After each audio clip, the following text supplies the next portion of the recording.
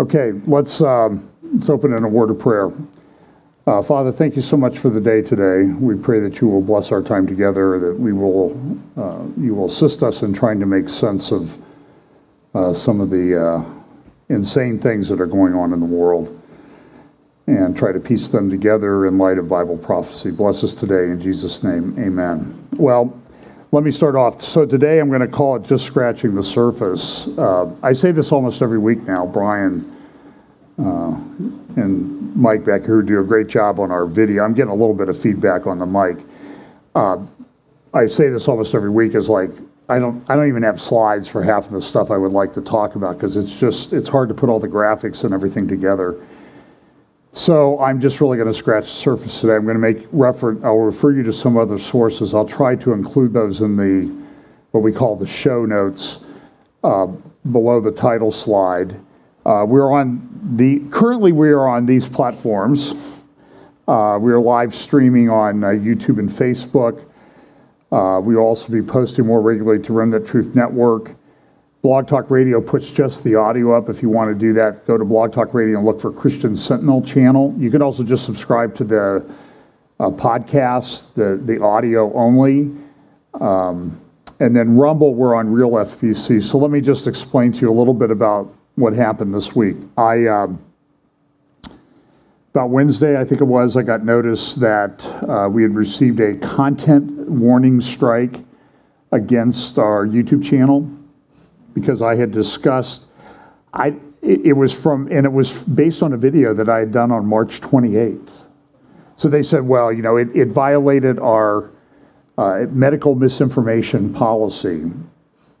I went back and looked. You can appeal these, but because we had gotten a warning before, because I had talked about some things related to social credit, I'm not going to even use the word because it'll trigger the bots. I used the video Naomi Wolf a couple times, and those videos have both received, that video received a warning. And it says, you're trying to stop people from getting something, or you're suggesting alternative.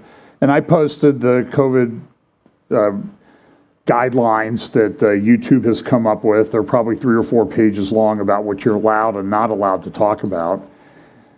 But I looked at what I'd said, and I did none of this. So, but the restriction was you can't post or live stream for a week, which means that it would shut down Sunday service, the Bible study portions, the sermon, and other things that we put up. So I appealed, and within about a couple hours, YouTube had removed the strike against the channel. But the warning is you get like 3 strikes in 90 days, and they just remove your channel. Now, some friends of mine, Derek Gilbert, Josh Peck, post things at a YouTube channel. It was a YouTube channel called Skywatch TV. And Josh had done a video on sex trafficking, child sex trafficking. They didn't get 3 strikes, a warning and 3 other strikes. Their entire channel was removed. And they said that apparently Josh had cyberbullied the people who were accused of child sex trafficking. I mean, just process this now. Do you understand the Orwellian world that we live in? So right now, Rumble is sort of the go-to channel. So if I'm going to talk about certain things in our life that we've been dealing with over the last year, I'm going to probably post those just on Rumble. And the reason for that is it's not that I'm scared, it's just that YouTube has a bigger reach than any of the other channels that we're on. That's just a fact. It also has, I think, a better user interface, although if you'll notice, they're posting ads on everything now, and part of that is they post ads on there. We have no control over those. We do not monetize our channel, and part of the reason that Google does that, I think, Google, is that they try to annoy people enough that they will buy the $12.99 a month ad-free subscription to YouTube. Now there are other, by the way, there are other browsers that you can use that have ad blockers built in, like the Brave browser and that type of thing if you want to get around that. But it's just this game that we have to play all the time. And I think we don't want to lose the opportunity to use a large platform like that to post sermons and Bible study teachings and that type of thing. So that's why I'm going to not talk about a couple of this one subject in particular, because we want to preserve that. I mean, we've got about 42,000 subscribers to our channel. It's taken a while to build up to that. If you want to subscribe and like, that always helps. Like I said, we do not monetize our channel at all. We don't get anything from the ads that Google and YouTube have started putting on everybody's channel. So, but we're sort of in that gray zone that, we are, all of us that use social media, particularly some of the big platforms, we are in, what could I say? We're being trained by our tech overlords as to what we can and cannot say. I mean, this is true. If I talked about certain events that have happened in recent American history, this thing is gone. And look, you can find, there's plenty of information out there that you can find at Rumble, YouTube. But it's a game that we're in. But it's a pretty serious game in terms of content. And who knows where they're going to stop with anything. So just understand that that's the case, that it's not that we're scared of them or anything, but we do have, investment in time in building that, or having that been built up over time. And the other platforms just don't have the reach that the big main platforms of Facebook and YouTube have.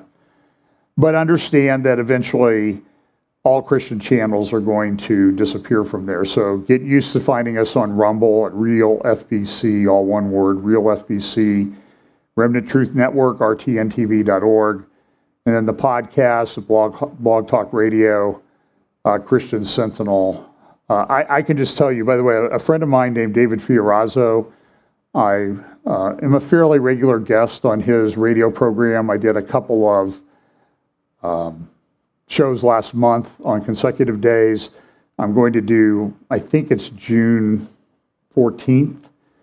I'll be the next time I'm on his program. It's at 10 a.m. Eastern. It's streamed live, but it's also a podcast. But he wrote a book. I would highly recommend that you get it, called Canceling Christianity. You can find it on, might be trouble finding it on Amazon sometimes, but he tried to run ads for it on, I get these things from Facebook all the time myself. Spend $10 and boost the flow of information to your channel. Now, we've not done that yet to your Facebook page because I guess they would look at it. It would be good for the Facebook people to look at what we put up, but I also think that it would lead to more banning and that type of thing.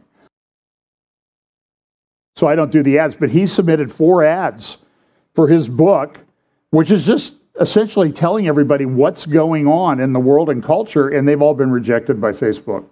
They won't even, I don't understand a platform that's based on advertising revenue that refuses advertising for something that's talking about something that's actually going on and happening. It's sort of an insane business model, but they're worth billions, and I'm not. So today, again, I'm just going to scratch the surface a little bit. Okay, let's start off with this. I started to talk, some of this will be some things I started to talk about last week but didn't finish. And then there will be a lot of things this week that I'm not even going to talk about because I don't want to tell you that I didn't have time to do them. But we are in this very strange world. Those of us who are conservatives and Christians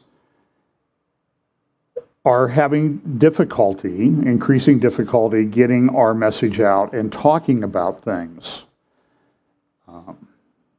Even the major conservative media platforms are constantly attacked. I know Dennis Prager at Prager University. I think I would recommend everything on that website. They got, I think, 2 billion views last year on Prager University channel. They put everything up for free, but they're constantly being banned by Google, YouTube because of their content. So there's going to be, I'm sure there's going to be litigation and that type of thing, but understand that with the current regime in charge of Washington, nothing's going to change in the near term.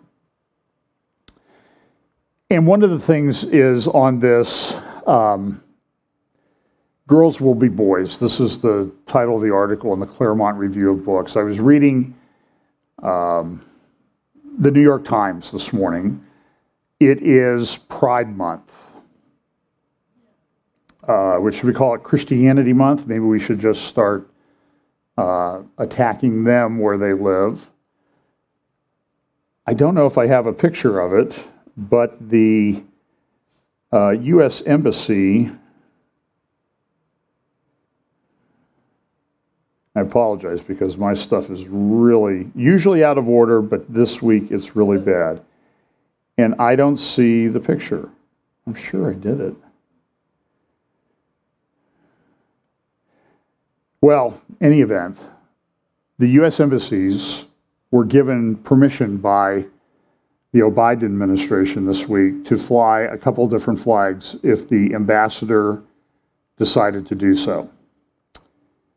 About 30 embassies around the United States flew the Black Lives Matter flag. Now listen, the phrase Black Lives Matter is not bothersome to me at all.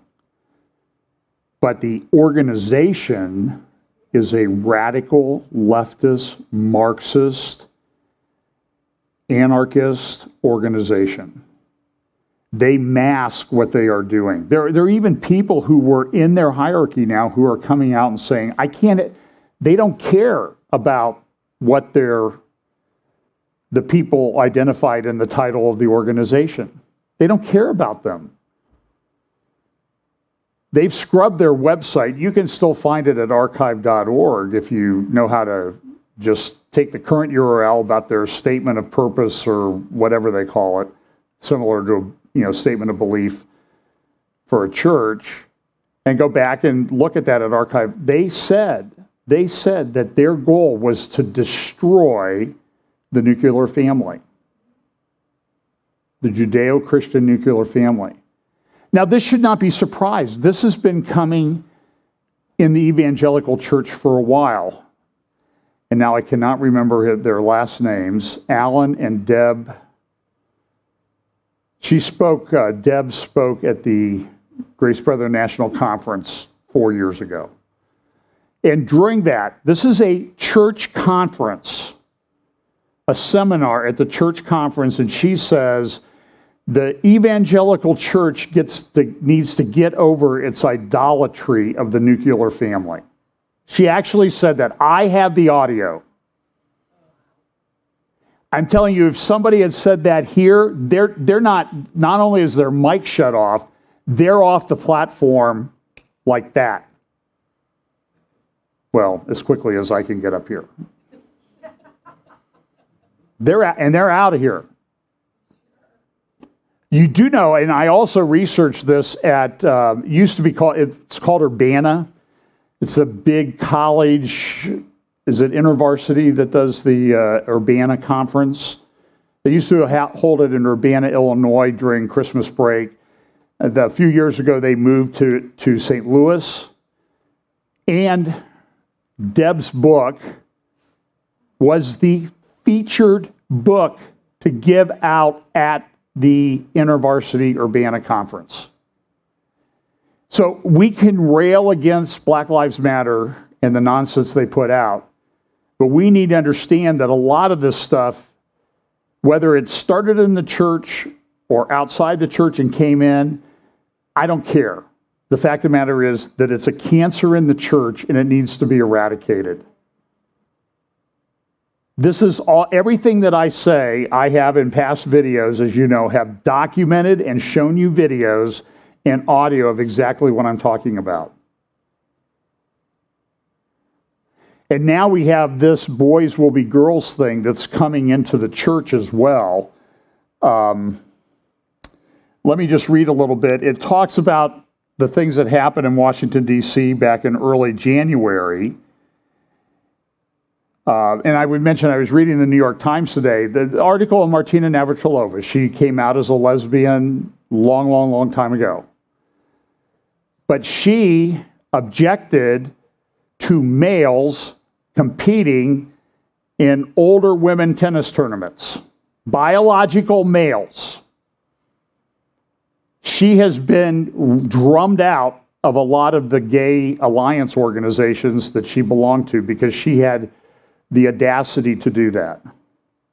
Now, I find it a little bit delicious to watch the battles that are going on in the crazy side, the craziness of the left. It's kind of enjoyable as a spectator sport. But you need to understand that they don't even...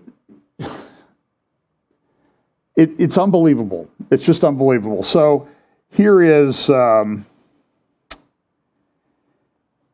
So they talk about what happened in Washington, and here is what the author of this article says. It is Mary Eberstadt at the Claremont Review of Books.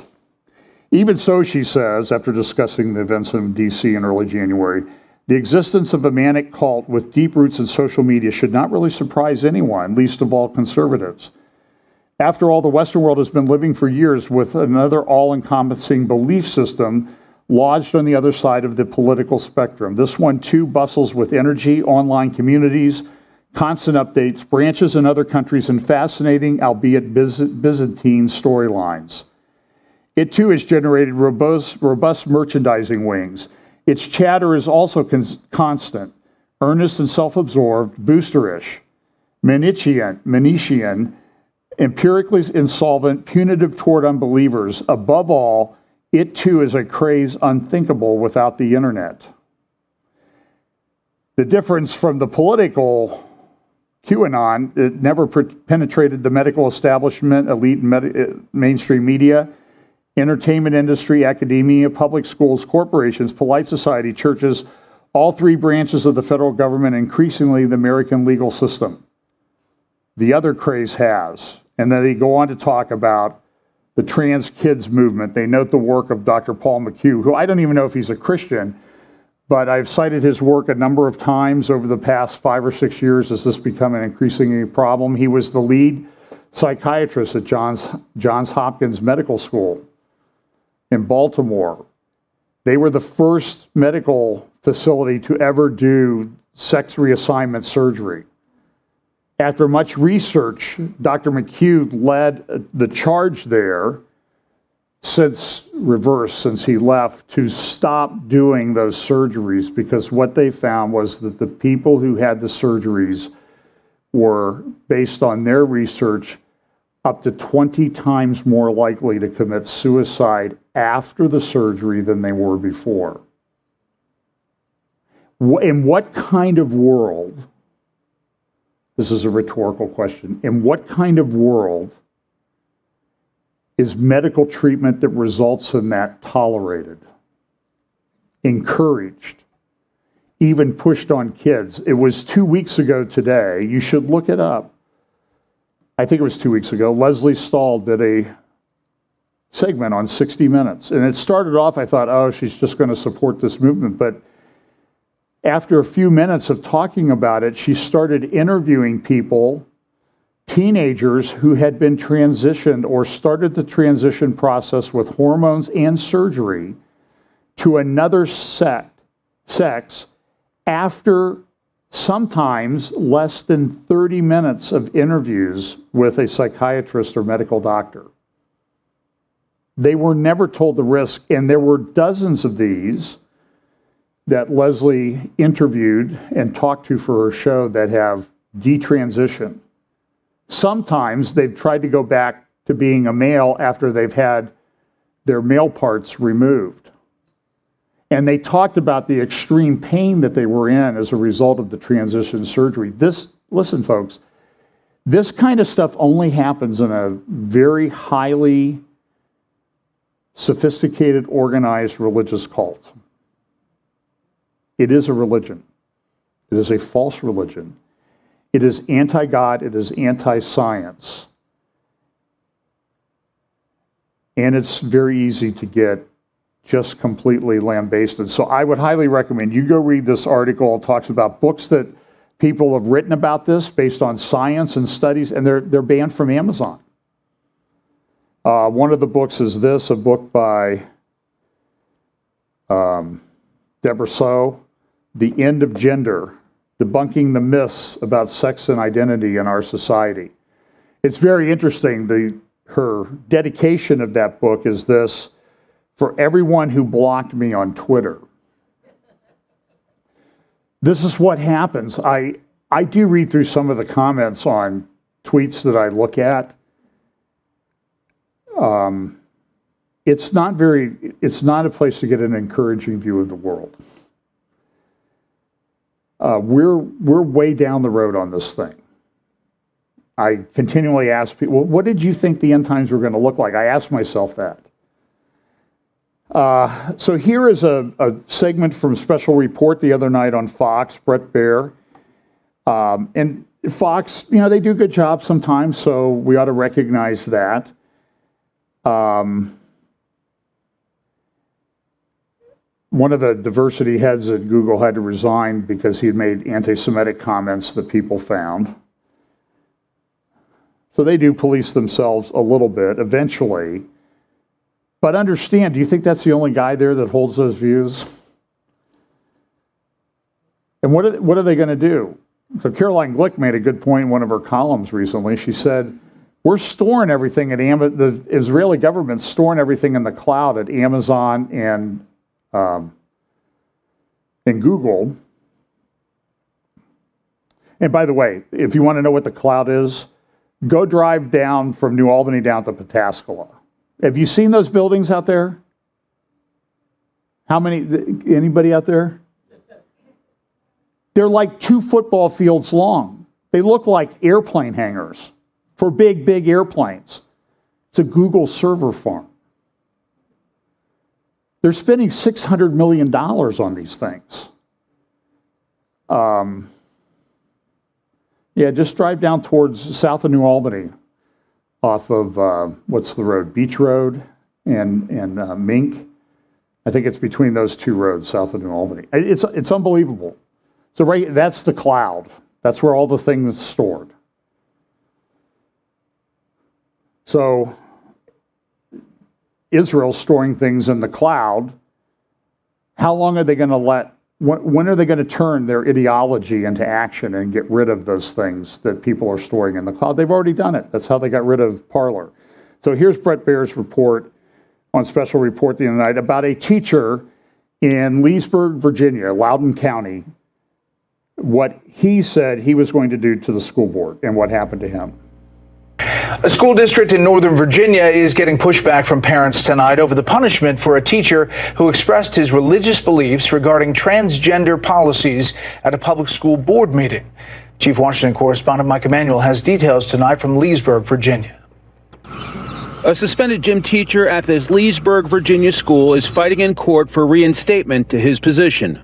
We love our free speech, and teachers are just like everybody else.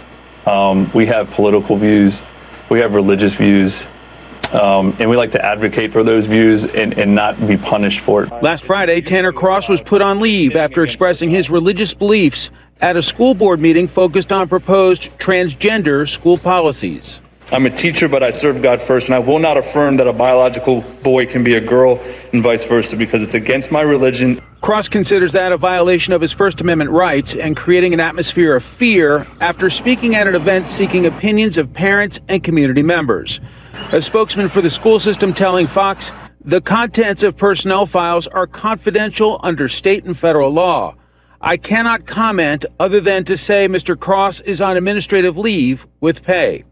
Some parents suggest Cross's apparent punishment is part of a disturbing trend. He spoke in a public conference where they asked for public comment. He spoke off the clock in his own time, and that's free speech. And if we start controlling free speech, what else are they going to start controlling? This is the latest controversy for the suburban Washington school system, which is also under fire for pushing what critics say is the controversial critical race theory curriculum. But county officials say their policies are all about inclusiveness. Our equity programs and our professional development for teachers is not about bringing one student down or elevating another student. Our equity efforts are about providing a world-class education for all of our students. Other parents we talked to today say they are rallying behind Tanner Cross, calling this retaliation by the school system with the goal of intimidating their teachers. Brett? Mike Emanuel, Leesburg, Virginia. You know that Tanner Cross, for the last 5 or 6 months, has attended a Calvary Chapel called Cornerstone Church or Cornerstone Chapel in that area. Pastor Gary Hamrick. In fact, when this happened to Tanner Cross, Pastor Gary did not even know that the guy was attending his church. And then people at the church said, well, yeah, that guy goes to our church. Because it's a very large church. The leftists in the DC media and the school board and everything have now, because Pastor Gary came out in support of Tanner Cross, they have come after the pastor demanding that he retract his statements. Do you understand, again, what did you think the end times are going to look like, my friends? How far down the road do you think we really are in this thing? Now, look, we all want to get out of here, right? But we're here until it's time for us to leave. So toughen up, stand firm, support each other. Because and a number of people, I think Matt Walsh and some other, I think there's a blog called Cripplegate, and I even saw a thing from Dr. John MacArthur. And again, when I mention somebody like that, I'm not endorsing everything that somebody has said. I'm just saying I'm giving them credit for making a good point. And they said, listen, what this is about ultimately is the Ten Commandments. Because what they are trying to do to Tanner Cross, what they are trying to do to Pastor Gary Hamrick, and many others, is to force you to lie and violate God's law. To call a boy a girl and vice versa when you know it's not true. Part of the whole thing about the critical race theory training is to get you to admit that you're a racist when you're not. This is what's going on. It has the full-throated support of a lot of people that have themselves fenced in our nation's capital.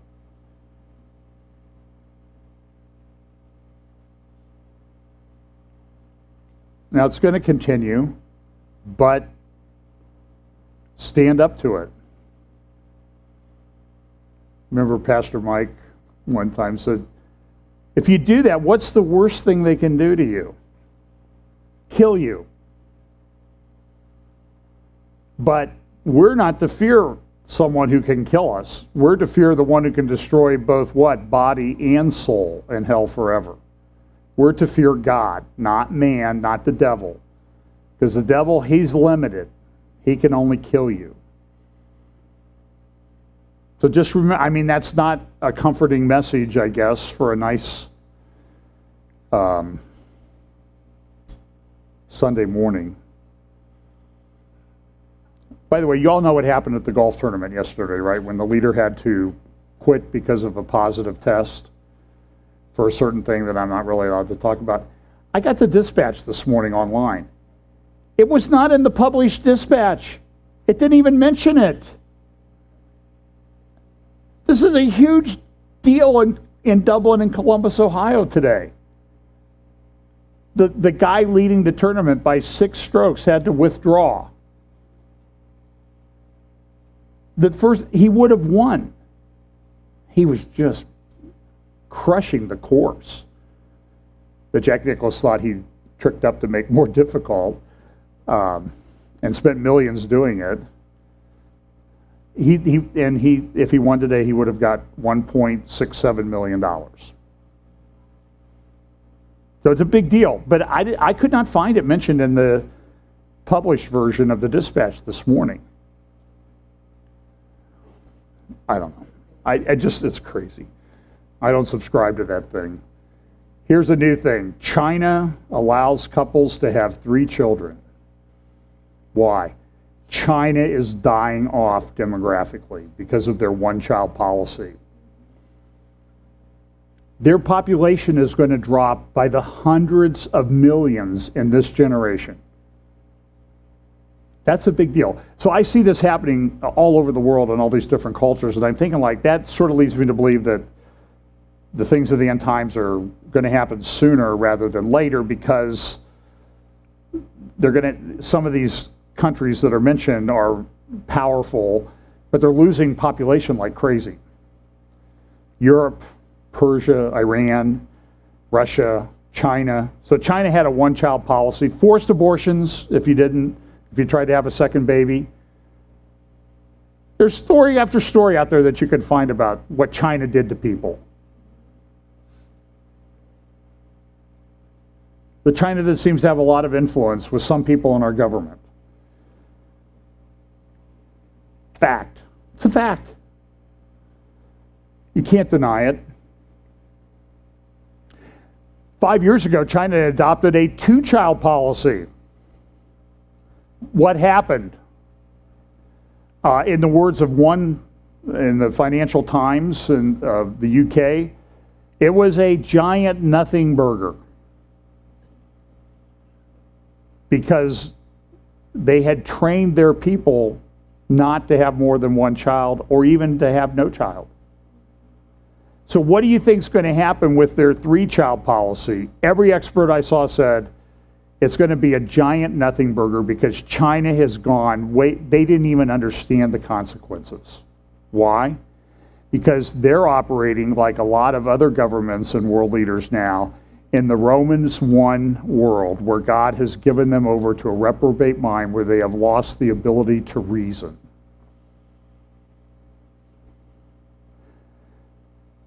So the old axiom that God gives us the leaders that we deserve also applies to God gives the leaders the mind or lack of a mind that they deserve for doing such things. I'm sure this will work out. EU is to unveil a digital wallet for citizens. It's just good. We want to be able to sign on to Amazon and Google and have everything in one place and have all your medical records and all of this. What is this backdooring? It's backdooring the social credit system of China. Control. Because as Naomi said in that interview, once they get the system structure in place, they just can kind of flick a little switch to turn on and off parts of it. Although once they turn parts of it on, they're never going to do this. And look, it'll be sold as a convenience. You know that if you go to the store and you're fumbling through 50, frequent buyer cards and credit card and money and all the, coupon, couldn't we just have it all? Couldn't you just put it all on my phone?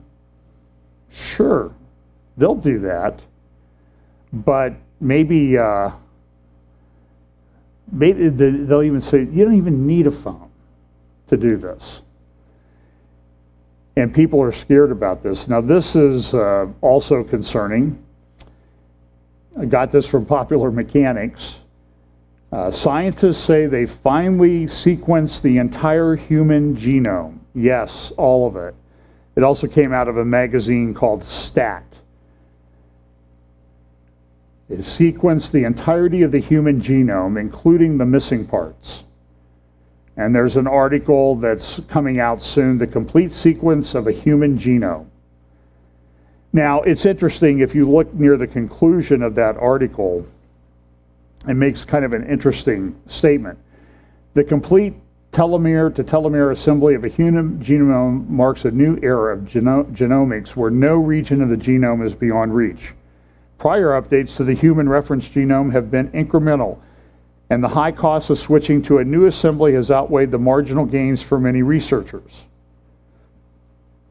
So it says here, this 8% of the genome has not been overlooked due to lack of importance, but rather due to technological limitations. It also says in here that one of the things, though, there's sort of one other thing that they haven't really done is they haven't factored in a genome with the Y chromosome.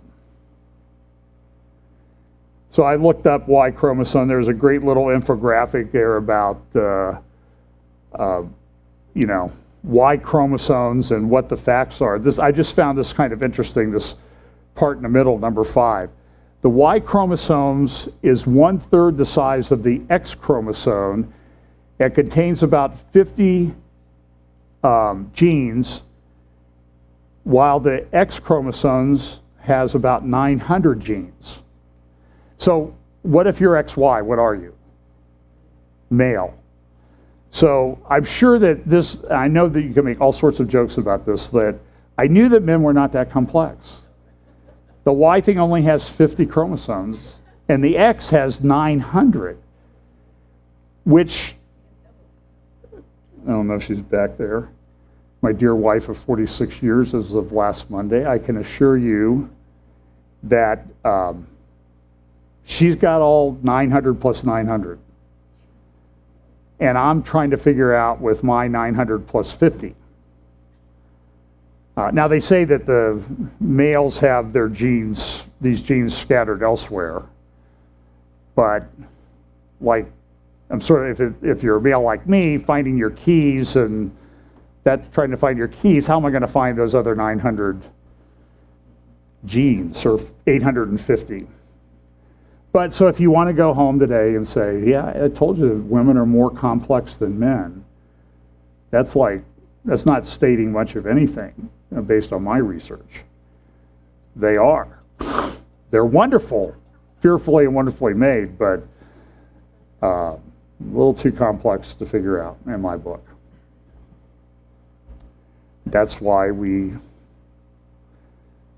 never get bored with the other person, supposedly. You understand I'm kind of joking, sort of, kind of, maybe a little. Please forgive me, Pam. I'm only working with those 50 chromosomes on the Y, and that's why I do stupid things like that. Okay, this comes from a publication from Canada. You can find, if you want the whole report, you can go to horizons.gc.ca. And this is just, this is again one of these, how many times a week are you going to get your prophetic Bible prophecy mind blown? A new publication from the Government of Canada exploring biodigital convergence. So we will give them the Guest Prophecy Updater Award this week.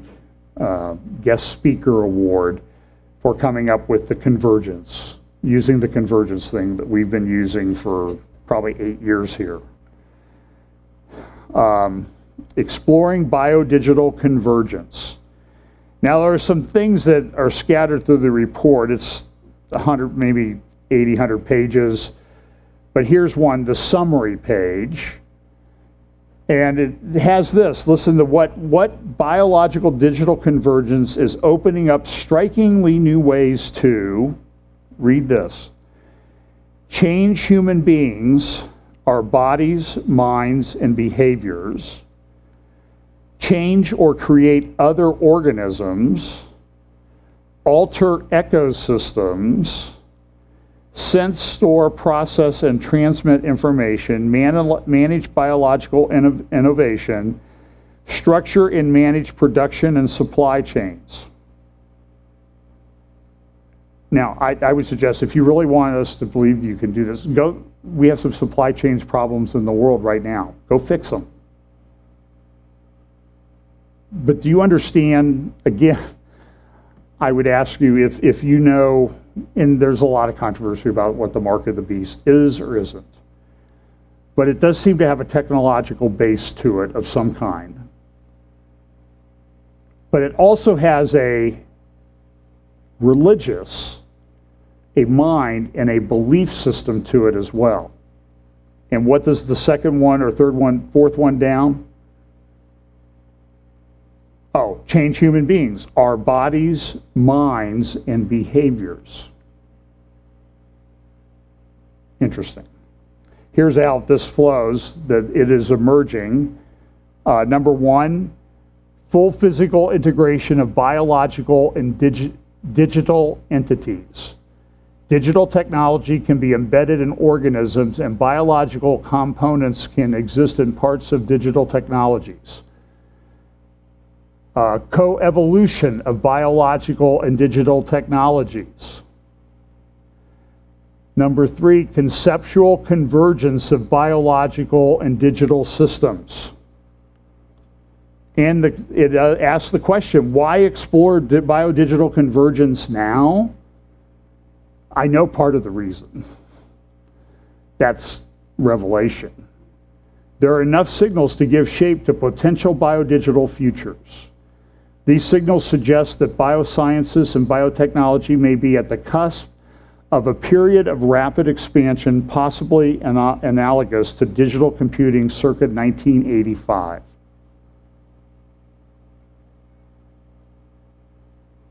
And met some old friends this week, and I was talking about how Pam and I met and first heard of her through a magazine. Now, a magazine is a paper thing that come in the mail that you would pick up, and it had printing on the page and pictures. Sort of like a portable website. And I met her through an article that she had written. And then I talked about when I proposed, and I went to talk to her again about maybe she misunderstood what I said. That's a long story. And I went to the dorm, and I had to buzz her down because we didn't have phones in our dorm rooms. We didn't have cell phones. We didn't, it was work. Remember when you had to pay like $15 for a long distance phone call? Okay, but listen, so that was 1972. I think I got my first cell phone in 1994. Got my first computer at work in 1993, I remember that. I'd had a terminal to do legal research, just legal research before that, because that's all it would do. 1200 baud modem. Do you remember what that was like? Waiting for the sentence to appear letter by letter on the screen. The black and white for phosphor. That was 30, what, 20 years, 30 years, less than 30 years ago. It's changed quite a bit. Now they're saying we're going to do this with biotechnology. I'm sure there will be nothing done incorrectly or unethically, because the people in science are highly ethical, as we've just seen from certain emails that were released this week, right? Okay, last week I talked about this Think Tank 2022. This comes from the Universal Church, the Moonies. And they had this kind of they're great at the technology thing. Look at the Zoom, it looks like an audience there. I think it's kind of creepy in a way. And I love technology, but I'm like, and you see the thumbs up and the hearts and all the stuff that are flowing through. Here's their video about what they're trying to do with their rallies of hope and Think Tank 2002.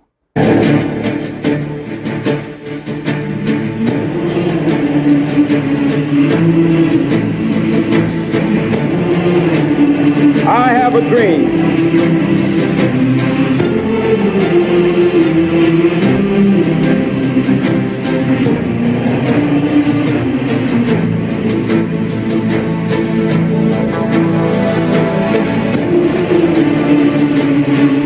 We all want peace. The question is, how are we going to achieve it? of building partnership for peace, interdependence, mutual prosperity, and universal values. In the same spirit, Father Moon and Mother Moon are the true parents. As a divine couple, they are manifest in this world. Let peace be upon them.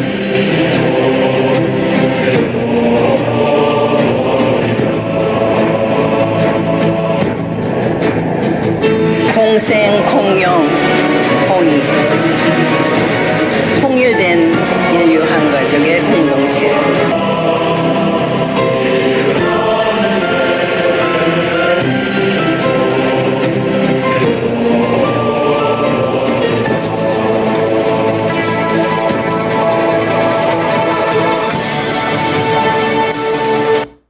Okay, so listen, that creeps me out. So they had speakers, Dan Quayle, Mike Pompeo, a number of politicos, and then this, I said I would try to play it this week. So I'm going to play it, and if you don't like it, tough. Go talk to the people that did it. I'm Jonathan Falwell, and today I'd like to talk about some definite needs for our world. As you know, there's much division in our world today, and clearly more than ever, we need a common ground for people of faith, patriotism, education, and service. This rally of hope aims to meet that need as a call for prayer, for unity, and for courage in the face of unprecedented challenges. I want to thank UPF and Dr. Moon for making these events available throughout the world. And I thank all of those who are viewing together in this digital environment. May you all be blessed with God's grace, God's wisdom, as we attempt to make this world a better place. Today, as we all reflect on what this world needs, one word seems to stand out more than any other, and that word is hope. And I thank the UPF and Dr. Moon for giving the opportunity for us to talk about this from many different Okay, now listen, let me ask you a question. Do those sound like prepared remarks or off-the-cuff remarks? I mean, do you think he gave some thought to those before he did that? Does it appear that he's reading from a prepared script? Many years ago, I heard a story about some lady who was talking to Jonathan Falwell's father, Jerry Falwell, who was speaking at their Baptist church someplace in the South, and she said, "Father or Dr. Falwell, there's things going on in this church. I can't stand it." And he said, "Well, then leave." And she goes, "I can't. My grandmother's buried in the graveyard next to the church." And Dr. Falwell said, "Well, madam, if what you say is true about what's going on here, you should leave. And if she could, she'd get up and leave with you because of the false teaching." So, how long did that take? One generation. Now, Jonathan Falwell may do tons and tons and tons of things that are good, that are solid. But I'm looking at, okay, here's one more, because people said this is not him, this is a digital creation. I think this is real, okay?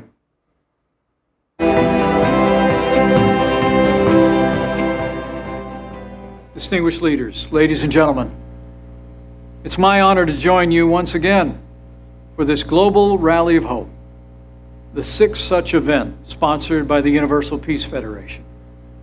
And I am honored to support the vital mission of UPF and join you in the great cause of building a more peaceful and prosperous world, and call upon China to respect human rights, democratic principles, the freedom of navigation, and do their part to achieve the final and fully verified denuclearization of the Korean Peninsula and the people of the United States for nearly 70 years. And they're the same values that my father... Okay, you get the point? Now here's a lady, she tweeted this. She's a presenter, or was a presenter from the BBC. And she was using the hashtag talking about what's going on in Israel and Gaza. Hashtag pound, Hitler was right. The BBC will never fire me because they understand the difference between a white person tweeting Hitler was right. To uphold white supremacy versus a black or brown person tweeting Hitler was right in a struggle against colonialism. Okay?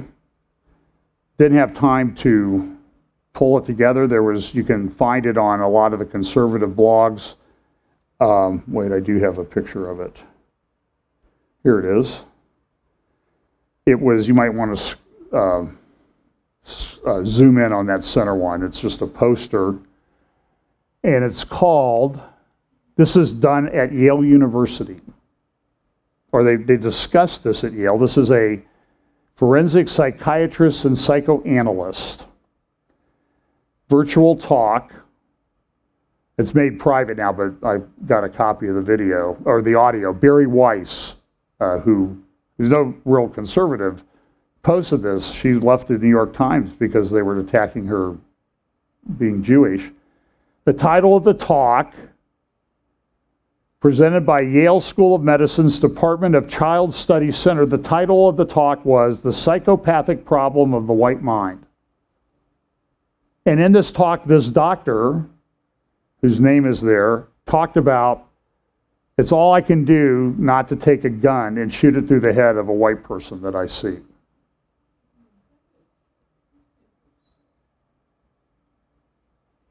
I'm not making this up. Go to Barry Weiss' blog. I think it's over at Subsplash, and you can find that. It's mind-blowing.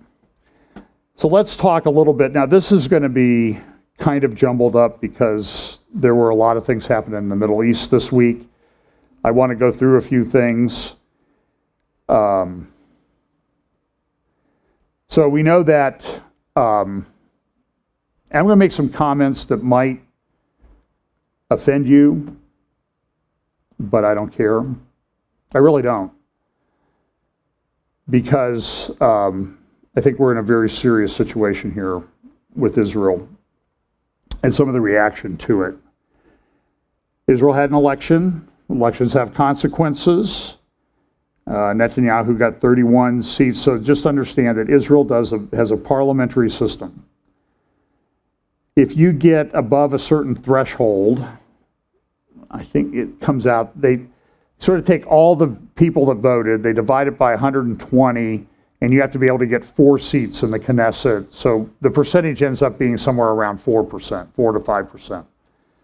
So if you get 4 to 5% of the vote, you get 4 people from your party in the Knesset to vote on who's going to be prime minister. If you get 1 vote short of that, you get 0. Now, some people say it's kind of a crazy way to do it, that they need to increase it where you have to get 12 seats or 15 or 20 seats to be able to go forward. But they'll never, I just don't see them ever changing it because the people in the smaller parties, they get something as a benefit for that. So for this was the 4th election they've had in the last 2 years. Netanyahu got 31. He was able, through cobbling together a coalition, he was able to get to 59 votes. He needs to get to 61 Knesset members to declare him to be prime minister. Naftali Bennett in the center at the Yamina party, who used to be part of Likud and who was Netanyahu's chief of staff back in the 90s. He's a tech multimillionaire, conservative, said he was head of the settler movement, even though at the time he lived in a suburb of Tel Aviv. But he's an Orthodox religious Jew. He would be the most religious Jewish leader of Israel if he becomes prime minister. Yair Lapid on the left, his party got 17 seats. And then this is Mansour Abbas on the right, who is the head of the Ram party. It's an Arab Islamist party. They got 4 seats.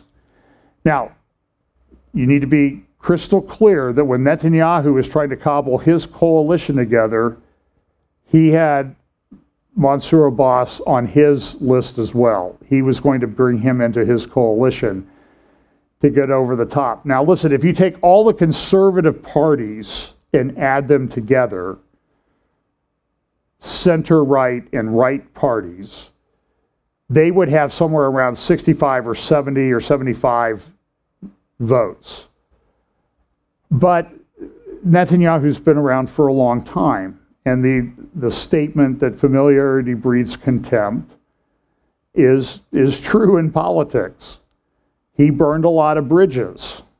He had a big falling out with Naftali Bennett, and Naftali Bennett went off and formed the Yamina party. Took another Likud member, Ayelet Shaked, who's an attorney, was a justice minister under Netanyahu in the very recent past. They have a party. They got 7 seats in the election. So what they did was they took this party and they tried to form a coalition.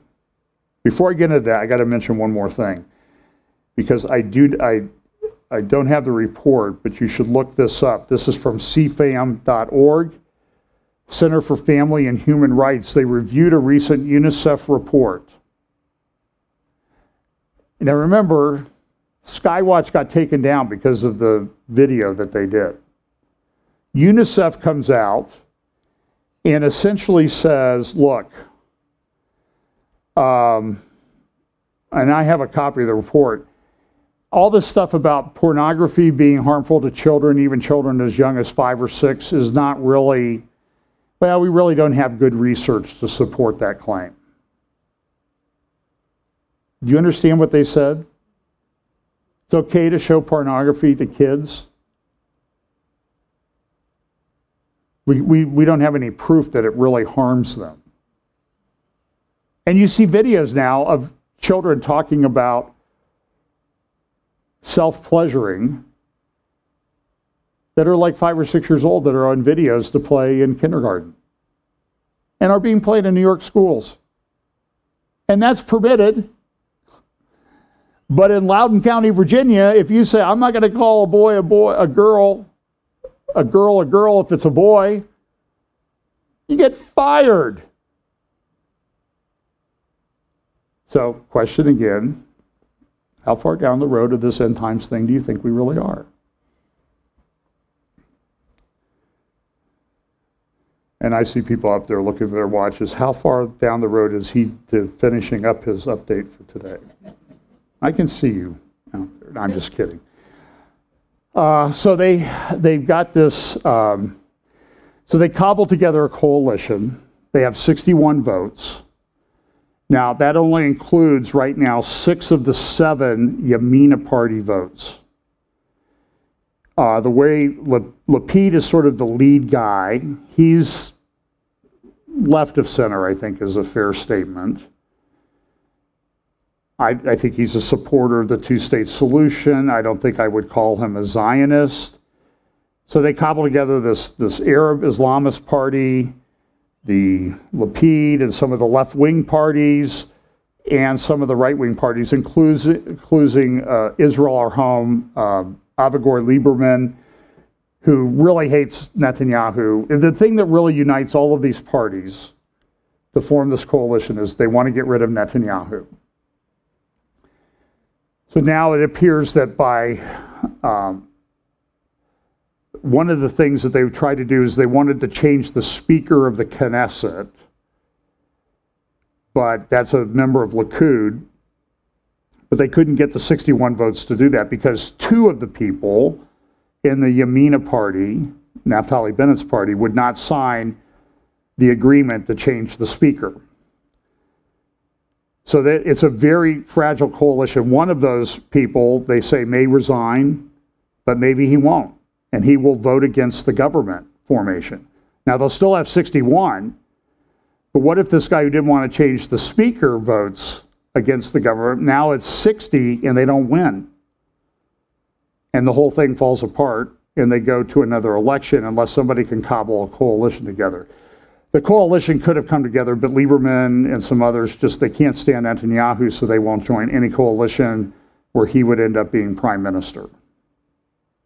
So maybe another election, maybe the coalition gets done. Bennett is supposed to be the first party, but understand, Naftali Bennett got 7 votes, 7 seats out of 120 in the Knesset. Netanyahu got 31. The next biggest was 17 with Lapid. So here the next prime minister of Israel will only have about 8.6% of the total Knesset members from his own party, and he will be prime minister. I think we can all agree that this is just a crazy system. But it's not going to change. There are Orthodox parties on the right side of the ledger, and they want to maintain their own thing because they get benefits from that. They don't have to serve in the military, they can stay at home, they can study Torah, they get paid to not work. And they also help Israel demographically because they have a lot of babies. And if you've been through some of these Orthodox neighborhoods in Jerusalem and elsewhere in Israel, you know what I mean. There's baby carriages everywhere. And a lot of times it's a couple carrying a baby that's pushing a baby carriage with another one in it. And a bunch of other little ones. I think I told you the story of the guy walking through the old city. He's talking on his cell phone. He was pushing a stroller with 2 kids in it, and he had 4 or 5 hanging on his side that were all under the age of 6. And he's talking to his wife. She's probably at home in labor. I'm not exaggerating. And that's changing the demographics of Israel. All of this stuff about the Arabs are the same number as Jews in Israel. You go to these Arab cities in Judea and Samaria, what's called the West Bank. You can find the videos out there. They go over to these places in the middle. There's nobody around. There are homes there, but they're all living in America or someplace. I'm telling you, I've seen this with my own eyes. And these are nice homes, but there's no people there. We were someplace next to one of these when we went to the Tel at Ai, the biblical city of Ai. I didn't see a person in this rather large neighborhood of very nice homes that would be homes that you would expect to find in like Orange County or Beverly Hills, California. Nice suburb. I didn't see a soul in that whole area in the hours that we were there. And this happened multiple places that we went. So, so what's happening is, this is kind of significant. This is an article from Jerusalem Post. You just need to go read the Jerusalem Post and some of these other newspapers to kind of figure out what's going on. But the changing of the guards all at once. There's a lot of things. So, we think there's a lot of things going on in the United States. There's even more going on in Israel. And the whole thing is kind of chaos. And I was talking to Bill Caney, texting with him this week, and I agree with Bill that when we don't fully support Israel, whatever chaos is going there is going to be at least as great here in the United States. It happens. It's a 1-to-1 ratio. If at best, that's the best case scenario, that it's a 1-to-1 ratio. Sometimes it's even worse. So they have the Attorney General, they have the judiciary, a lot of those people in the Supreme Court and the judiciary, which is really taking over Israel even more than some of than the problems we have. They've essentially made it so that, here the president gets to appoint someone to the Supreme Court and it's confirmed by the Senate. And we know how that's going now. Those things used to be 98-2 votes. Now they're 51-49 or 51-50 because we're so divided. Well, in Israel, the Supreme Court has determined that, we get to appoint our replacements.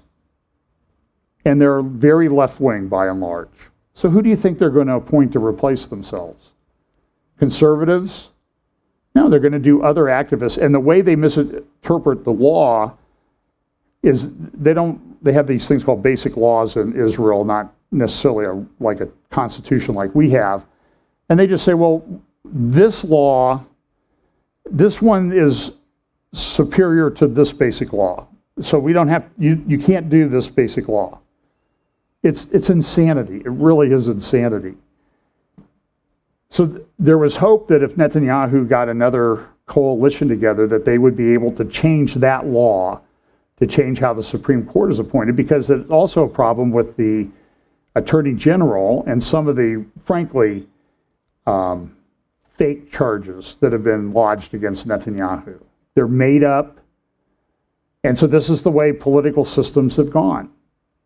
So they go after the leader with these trumped up, for lack of a better term, criminal charges. And the same thing's happening here in the United States. Except if you're part of a political party, you can store your emails on a public server, avoid Freedom of Information Act requests, and avoid it. By the way, on these school boards things that are putting in these policies, there was a lady on Tucker the other night, she's from Rhode Island. I think she was on Thursday night. Great interview, very intelligent lady, clearly making use of all of her extra genes that she has. And she said, listen, everybody, every school district, go to your state, figure out the Freedom of Information Public Records Act, and file Public Records or Freedom of Information Act requests on every school board in the country and make them produce the documents that make up their curriculum. She spoke out against this critical race theory at the school board meeting, and guess what happened? School board members started yelling, "You're a racist!" So that's another thing. So everything's very complicated, but you understand there's a very strong parallel between what's going on in Israel politically and that type of thing and what's going on in the United States. This is another article. This is from Jonathan Spire.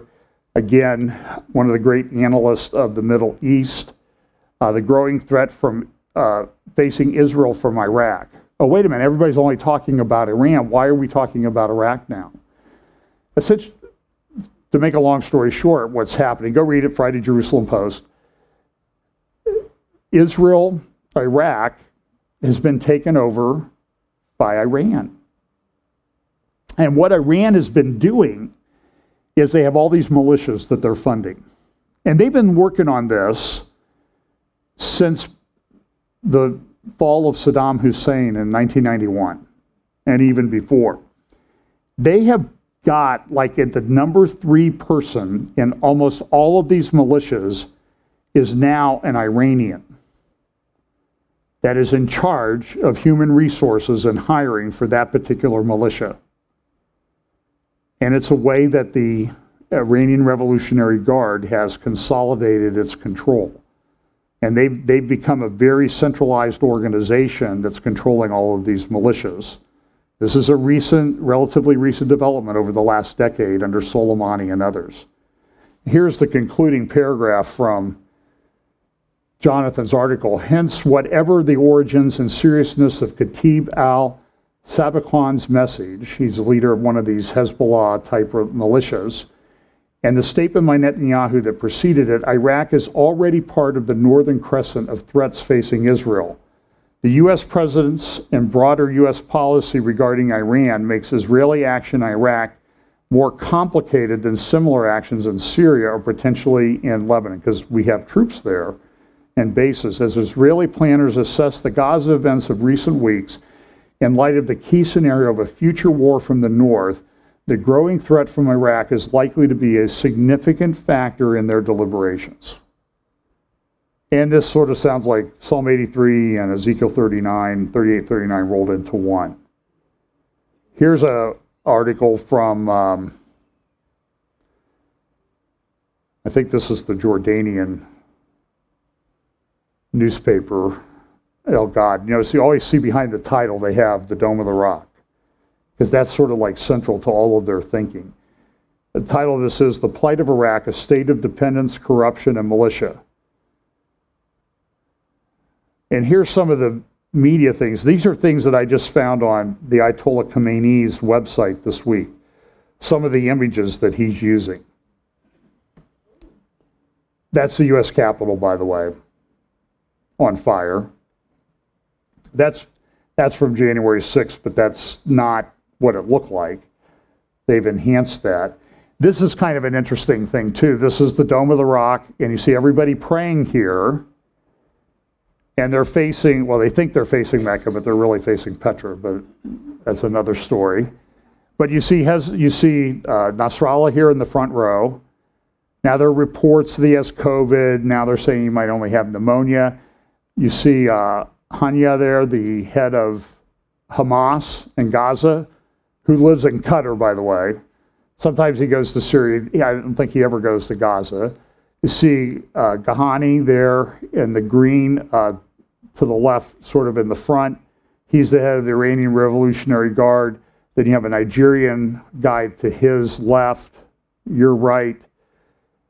And then you see way in the third row back there, that's Bashar Assad, the head of Syria. Now, Iranian watchers think Assad's been pushed back there because he's causing Iran a lot of headaches. So he's banished to the third row. And then in the front row, just in front of him, is the head of the Houthis in Yemen. So he's moved up to the second row. And you would see this if you see the order of people who are standing at a funeral, like for Soleimani. You can kind of figure out who's in, who's out, who's not a favorite son right now. But you understand, this is part of the Ayatollah Khomeini's. But look at the clouds. Did you notice the cloud there overlooking everything? That's Soleimani. You see that? So you have to understand this. They really reveal a lot through their imagery. Here's another image. Of course, you can see this is the shape of the Dome of the Rock and the resistance. Here's another one. This is the in his spirit, Soleimani is commanding the continuation of the battle for Jerusalem, because you see the hand, that was about all that was left of him after the attack, with his ring on it. He's handing off. Here's other pictures that are there. They named one of their rockets the Qassam after Soleimani. Here's another conference that they have coming up. This is another one of the jihadi Hamas speakers. Here's another. This is sort of how they view the militia support, all the militia supports for the Dome of the Rock in Jerusalem. Unity is the main weapon, Supreme Leader Khomeini's message to the Palestinian people after the Gaza victory in a graphic posted on his website. The symbols of the Axis of Resistance organization support Jerusalem. Khomeini said today, unity is the main weapon of the Palestinians. The enemies of Palestinian unity are the Zionist regime, U.S. forces, and others. If Palestinian unity is maintained, all their attempts to break that unity will fail. And then here's another one. You see all the flags of the countries that support this jihad against Jerusalem. And then here are a picture of the martyrs, the Al-Aqsa in the background. Soleimani, of course, is central to all of this. The head of so these are all martyrs, 4 old guys, Ahmad Mugninya from Hezbollah, Abdulaziz al-Rantisi from Hamas, Abu Mahdi al-Mohandes from the Iraqi militias, and of course, Soleimani. In his Quds Day speech a couple weeks ago, Khomeini said that even after their fruitful and blessed life with their martyrdom, each of these personalities exerted a deep impact on the resistance. Resistant martyrs have managed to increase the internal power of the Palestinian jihad by 100 times. One day, the Palestinian youth used to defend themselves by throwing stones, but today they respond to enemy attack with precision missiles. So this is causing a lot of concern. This is the head of Hamas that actually lives in Gaza. I suspect that he said the next war will change the Middle East. Probably, he may be right. I think the goal of Israel would be that not many Hamas leaders get gray hair, get to the age where they have gray hair like him. Egypt's coming back. They're lined up with Qatar now. They're sending in equipment. Low-cost armed drones reshape war and geopolitics.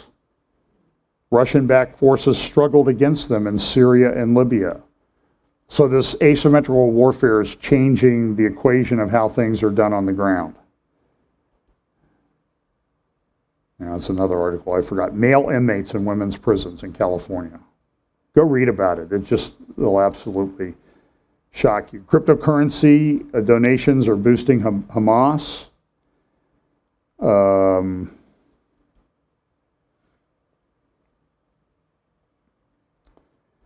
Okay, here's some more. These are from Jordan on the right, Lebanon on the left papers, talking about the resistance. And there's still ongoing clashes throughout Judea and Samaria around Jerusalem and in majority Arab cities. This is also the anniversary, and this was a theme in a lot of the Arab papers this week. These are pictures of events that happened at the Six-Day War, which started 74 years ago today, June 6th, 1967. And it ended up with the retaking of the Temple Mount, reunification of the city of Jerusalem, and this is the theme in a lot of the Arab papers this week, the tragic memories of a mock war that culminated in the occupation of what remained of Palestine. And the article goes on to say, it's really unfair that Israel only lost 240 lives in that war and we lost thousands. Because that's disproportionate, you understand? Just like the implication from some of these tweets from some of the squad in Congress, that it's unfair that Israel doesn't shoot down the rockets that aren't going to make it out of Gaza. They only shoot down the rockets that make it across the border. So this is I've talked about this before. This is Tel El Ful in Jerusalem, one of the highest points in Jerusalem. It's got a fantastic view from it.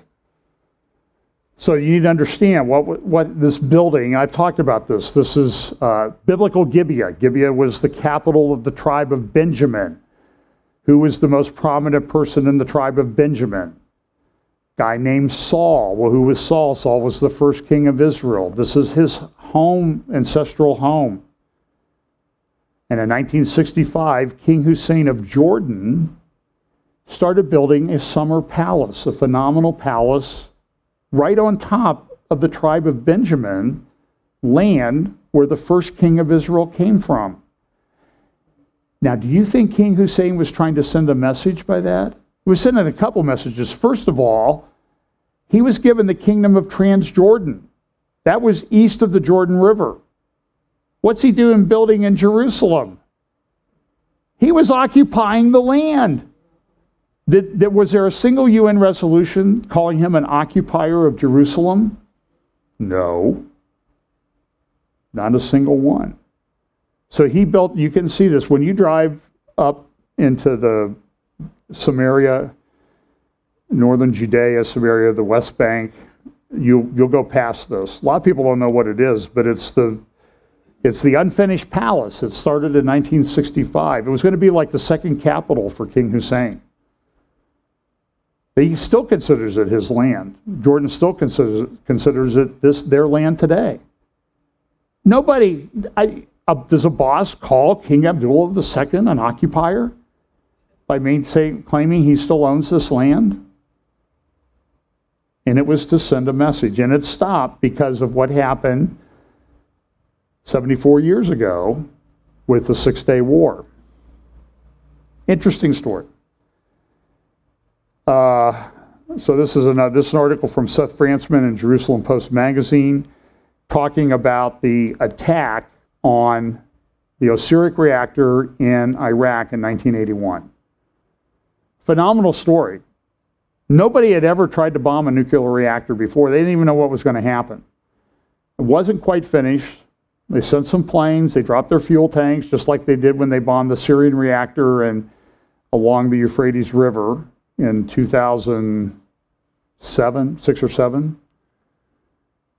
And it tells the story of how the Israeli pilots, including one of the youngest guys in the Israeli Air Force, who later was an astronaut on one of the U.S. space shuttle missions that crashed on re-entry.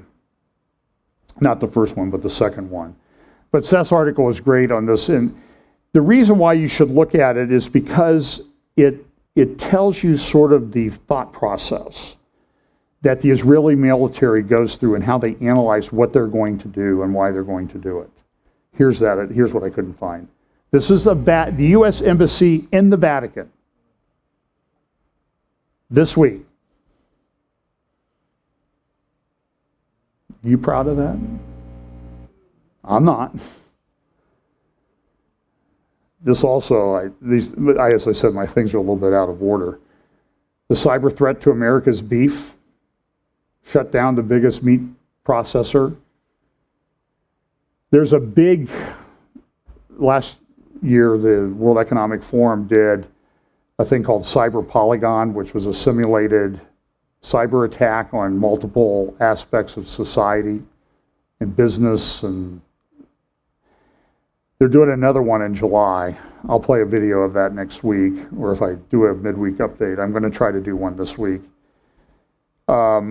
This is an article from Haaretz, which is a left-wing magazine, but it says, Israel's fatal weakness against the Iran's axis of resistance. This is the Houthi leader saying Muslim nations must mobilize against Israel to remove it from Palestinian territories. And then there were also these problems that were taking place in Iran this week with these explosions and whatnot. This was some pictures from an explosion this morning at a steel factory, steel mill in Iran. Where's that? And they had their largest ship, the engine room blew up and the ship sank. It was about a 700-foot long ship, largest ship in the Iranian Navy. And then shortly after that, they had a large refinery in Tehran exploded. And I mean, it was pretty dramatic. Let's see. By the way, these problems are common. Here's an article from the Times of London. Council set to sue Patel over child migrant crisis in the UK. They have all these children coming in across the channel in boats. And the little picture down there on the left, those are boats that they're storing. Those were boats that people had commandeered to come over. And this is an article from the Times of London. Bidenomics is driving change. The jobless are staying home in the land of free checks. And then here's the thing of Boris Johnson, because they're starting to lock things down in the UK again. In the unlikely event that we reach our destination, there's no guarantee you'll get home again. So, all these, goodness. Let me just. So I would highly recommend, Caroline Glick does an hour each week on the Middle East. She usually posts it on Wednesday or Thursday. CarolineGlick.com. And she talks about one of her recent articles. This is from May 26, Hadi Amir's Middle East. He's one of the main Biden administration people in charge of Middle East policy. He wrote for the Brookings Institute, he wrote this long paper called Ending Gaza's Perpetual Crisis. In that, he essentially says the way to do this is essentially try to remake Hamas. We can salvage Hamas. But it says here, what Caroline says, in plain English, a mere solution for the widespread infiltration of the Palestinian terrorist affiliates and Palestinian government in both the Judea and Samaria and Gaza is to change the law to permit greater U.S. sanctioned cooperation with terrorists or terrorist backed entities operating there. Amir also called for the U.S. to reinstate the funding of UNRWA. Unfortunately, this policy itself is legally questionable since more than half, and some say up to 90% of UNRWA employees in Gaza are members of Hamas. So, Amir's plan has 3 comments. Effectively accept Hamas as a legitimate actor, despite the fact that it's controlled by Iran. Second, call for the PLO-controlled Palestinian Authority to unite with Hamas and give the Palestinian Authority a free pass for supporting and funding terrorism. And finally, in regard to Israel, Amir's report called for the U.S. to use direct and indirect means to coerce Israel into making unreciprocated concessions to both Hamas and the PA, even while admitting such concessions would endanger Israel. And you can see the actual language in the report that this would potentially cause a problem.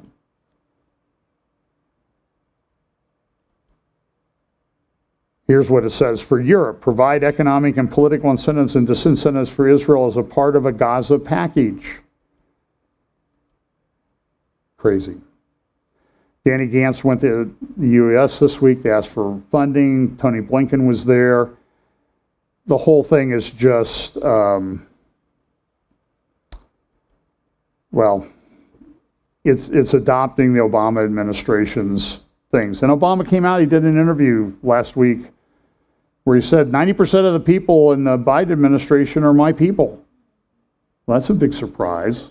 I was shocked to hear that. Just 90%?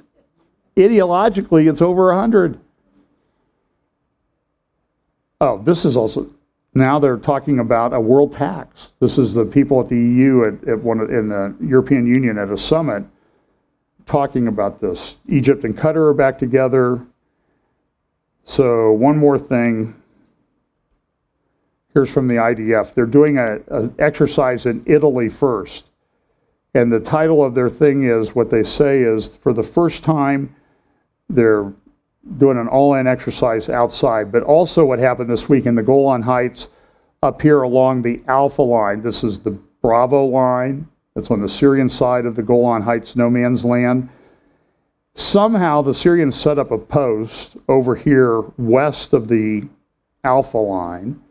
So Israel, they have a thing that says, while they slept, fighters of the 401st Infantry blew up a Syrian observation post.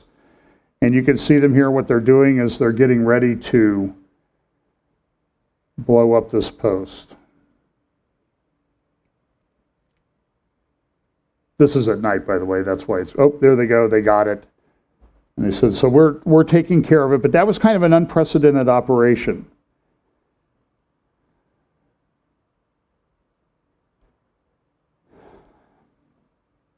This deserves a whole thing of its own. The Third Lebanon War is the title of the article in Israel Hayom. You can find the English language version. I'll try to put a link in the notes. You should go read this. The companion piece would be from the INSS report that I've talked about, the next war in the north, and talking about how they're planning to handle this, what's going on. So when Seth Frantzman, he talks about the bombing of the reactor, they talk about what happened in the first and second Lebanon wars. They talk about other things that Israel has done, because they're trying to figure out how do we handle this. And as Seth says in his article, the Iron Dome's not going to last forever. It has a shelf life, and so they have to be prepared for the next war, because this asymmetrical war is coming in like crazy, and it needs to be dealt with. Here's the Iranian ship going down. Had fire. By the way, there are two ships on the way to the just past the Cape of Good Hope. They were photographed by satellite in an Iranian port back in April. They're on their way, it's reported, to Venezuela. And what do they have there on the deck?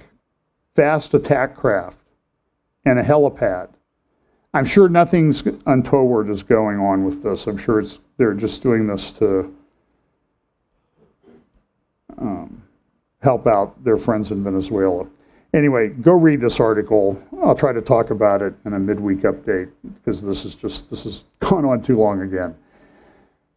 Listen, we live in very interesting times. We think we're getting further down the road. In the meantime, you need to stand fast. As it says in Romans, act like men. With all their 50 genes, their 50 Y genes. But there's a reason Paul said that. We need to stand up to this. I'm not saying we would change it or make it better, but we need to stand up for the truth. Speak the truth in love, share the gospel. Let's pray. Father, thank you for your word. We pray that you'll bless us this week. Pray you'll keep us safe. Pray you'll watch over us in Jesus' name. Amen.